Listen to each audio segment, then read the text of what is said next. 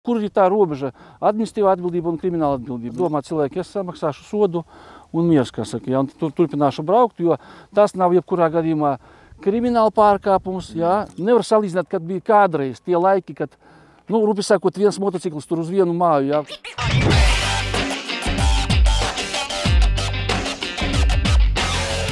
Dāmas un kungi, Sergejs, Presto autoskolas, motoskolas, Jēkabpils filiāls, instruktors ilgadējs, sveiks, Sveicināti.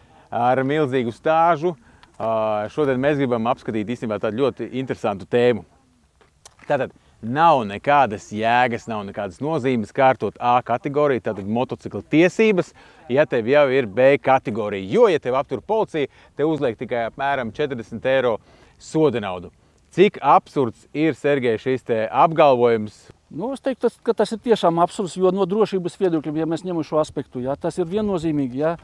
Ja, nu, lai brauktu, droši pareizi brauktu, jā, protams, ka jāgūst kaut kādas iemaņas. Jā. Nav tā, ka es tagad braucu ar B kategoriju, tad varu braukt ar jebkuru transporta līdzekli. Jā. Jebkuram transporta līdzeklim ir sava specifika braukšanas. Jā. Atkāpjoties pie tā, ko mēs varam darīt ar B kategoriju, tad mēs varam braukt ar motociklu līdz 125 kubikcentimetriem, kas man īstenībā arī šķiet diezgan triki, jo tas jau tāds mocis vien ir. Tu vari nodarīt pietiekami lielu postu gan sev, gan citiem, arī ar tiem 125 kubikcentimetriem, bet nu, tā B kategorija to tā kā pieļauj. Jā, tieši tā. Un tajā brīdī, tad, kad mums ir jaudīgāks mocis, mums ir jākārto A kategorija. Bet daudzi to tiešām neizvēlās darīt, jo ir šīs te mazās soda sankcijas. Ja ņemt vērā to ekonomisko vai finansiālo pusi, jā, varbūt no vienas puses jādomā cilvēki, es samaksāšu sodu un miers, kā saka, ja, un turpināšu braukt, jo tas nav jebkurā gadījumā krimināla pārkāpums, jā, es varu turpināt braukt, bet vēlreiz atkārtošos no drošības viedokļa, vai tas ir droši braukt. Un kur ir tā robeža administratīvā atbildība un krimināla atbildība, jā, un kad viņi iestāsies, vai tas vadītājs šoferis spēs nepārkāpt to robežu, braucot ar to pašu motociklu, jaudīgo motociklu, jā.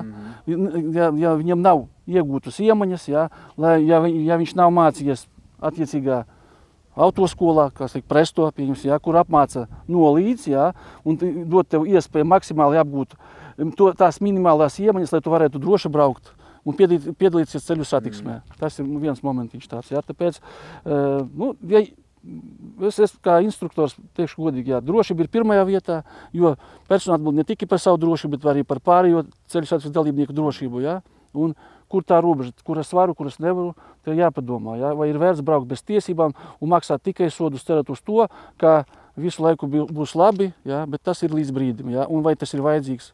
Labāk tomēr apdomāt un nokārtot, iegūt attiecīgās kategorijas tiesības. Es gan pieļauju, ka tie 40–50 eiro tas ir tāds mazākais sods, kas draud, jo es saprotu, ka ja mēs paskatāmies to tāda burta kalpa viedokļi, nu, ja tev ir neatbilstoša kategorija, tu taču teorētiski nedrīkst braukt tālāk ar to transporta līdzekli. Vai tad tā nav? Tas nozīmē, ka principā iespējams, ka tev varētu draudēt arī, ka tev policists pasaka, ka tu nedrīkst turpināt šo transporta līdzekli, meklē kādu, kas atbrauc pakaļ vai nu atbrauc evakuators.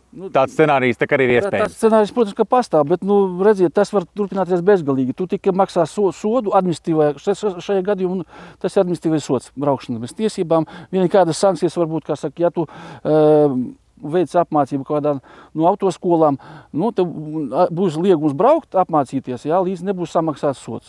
Nu, jā, protams, varbūt tas nav pareizi īsti, jā, mans objektīvais viedoklis, ka tā var bezgalīgi maksāt sodus un turpināt braukt, jā.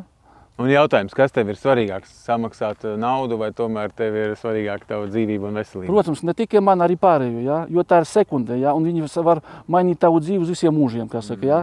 Sekunde var izšķirt, jā, momentu no pirms notikuma un pēc notikuma. Tāpēc varbūt vajadzētu stingrākus likumus, pieņemsim tas pats braukšana bez tiesībām, varbūt kaut kā stingrākus likumus, jā, pieņemsim tur reizi divas aptur, konfiskācija, un uz kādu laiku tur vispār jādara. Nevis tur aptur, samaksā, turpina braukt, jā, nu, viss turpinās. Kādu laiku atpakaļ vēl bija tā, ka ja tev bija B kategorijas tiesības, tev bija jākārto tikai braukšana ar motociklu. Nu, tas jau bija jau kaut kāds gadus atpakaļ.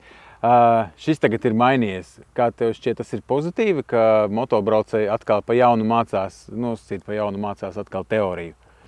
Katrai tehnika ir sava specifika. Es uzskatu, ka tas ir pareizi, jābūt tomēr teoretiskām zināšanām, jā, tāpat kā arī praktiskām iemaņām.